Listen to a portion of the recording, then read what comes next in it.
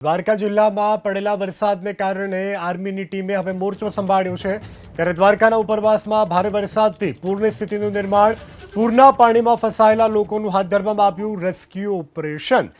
ફસાયેલા લોકો કે જેમની વહારે હવે ટીમ આર્મીના જે જવાનો છે તે પહોંચ્યા છે ત્યારે કેટલાક શહેરના એવા વિસ્તારો કે જ્યાં મકાનોમાં પાણી ફરી વળ્યા હતા ત્યાંથી આર્મીના જવાનો દ્વારા સુરક્ષિત રેસ્ક્યુ કરવામાં આવ્યું છે। આર્મીના જવાનોએ વહીવટીતંત્રના સંકલનમાં બાળકો, વૃદ્ધો સહિતના લોકોનું રેસ્ક્યુ કરી અને સલામત સ્થળે ખસેડ્યા હતા।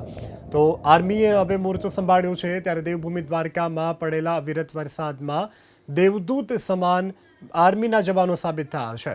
દ્વારકા જિલ્લામાં પડેલા વરસાદને કારણે આર્મીની ટીમે હવે મોરચો સંભાળ્યો છે ત્યારે દ્વારકાના ઉપરવાસમાં ભારે વરસાદથી પૂરની સ્થિતિનું નિર્માણ, પૂરના પાણીમાં ફસાયેલા લોકોનું હાથ ધરવામાં આવ્યું રેસ્ક્યુ ઓપરેશન।